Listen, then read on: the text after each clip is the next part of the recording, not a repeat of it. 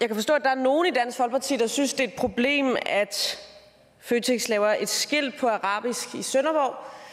Jeg var dernede i går faktisk i Sønderborg, fordi der er et asylcenter, hvor der er en del syriske flygtninge. Det er så mennesker, som er flygtet fra Islamisk Stats myrderier.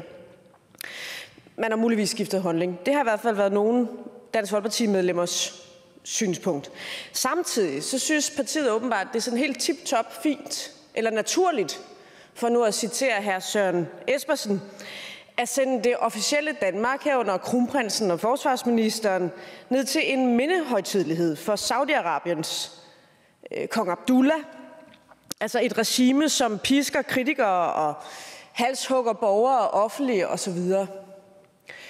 Hvordan hænger de ting sammen, fru Pia Kjærsgaard? Altså jeg kan forstå, at hr. Martin Henriksen mente, det var et knæfald for islamismen, at der var et skilt i Føtex på arabisk i Sønderborg.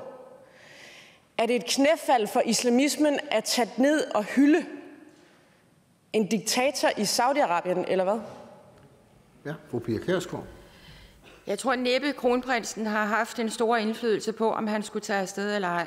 Og nu er der jo en verden til forskel på Enhedslistens syn på det royale Danmark, på kongehuset og på Dansk Folkepartis holdning til, hvordan det er. Jeg tror, Enhedslisten står ret isoleret med den holdning. Det er min opfattelse, men hvis der er andre, der vil bakke op om det, så synes jeg, at de skal gøre det heroppe fra talerstolen, når de bliver ordfører. Jeg synes, det er en trist holdning. Absolut. Det synes jeg, det er. Og må jeg sige i den sammenhæng, at vi hører jo også til dem, der kan vi måske være enige med Enhedslisten, at vi synes, at vi skulle modtage Dalai Lama. Det har jo også været hægtet på. Det konfronterede fru Johanne Schmidt-Nielsen ikke mig med, for hun kender godt vores indstilling.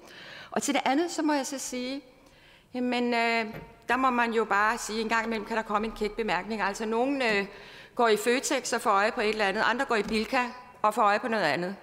Jeg ved ikke rigtig, hvad for en af sagerne, der er bedst eller dårligst, ærligt talt. Sådan er det. Og der har hr. Søren Espersen jo som politisk næstformand for Dansk Folkeparti jo sat det her på plads. Så jeg synes egentlig, og der er det, jeg siger, hvis vi skal fortsætte af det spor, jamen ok, jeg stiller mig gerne til rådighed her for Folketingets talerstol. Jeg synes bare ikke oprigtigt, at debatten skal gå på det. Ikke fordi jeg ikke vil svare.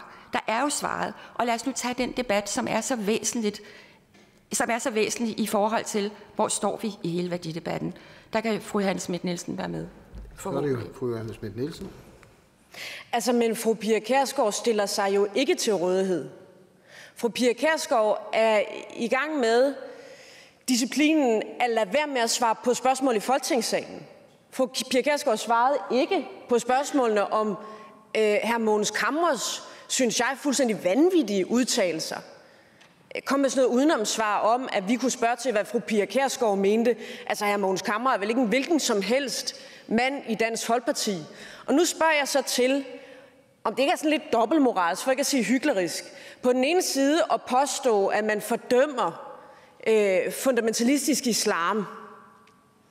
Og på den anden side at sige, at man synes, det er fuldstændig naturligt, at Danmark sender sine spidser afsted til en mindehøjtidelighed for kong Abdullah. Er det ikke det, man ville kalde hykleri, fru Pia Kjærsgaard? Og lad os endelig blande kronprins Frederik udenom det. Og så bare fokusere på forsvarsministeren.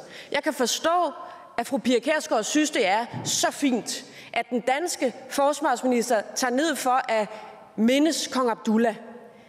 Er det ikke hykleri, fru Pia Kjærsgaard?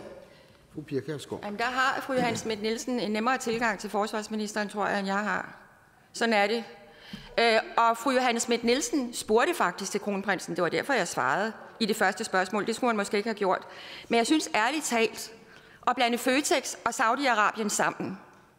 Altså, er det ikke sådan lidt latterligt? Jeg synes, det er meget, meget latterligt. Meget latterligt.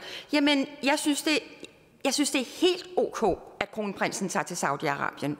Hvis forsvarsministeren vil med, så må fru Johanne Schmidt-Nielsen tale med ham om det. Der er en nemmere tilgang. Det kan jeg ikke forholde mig til.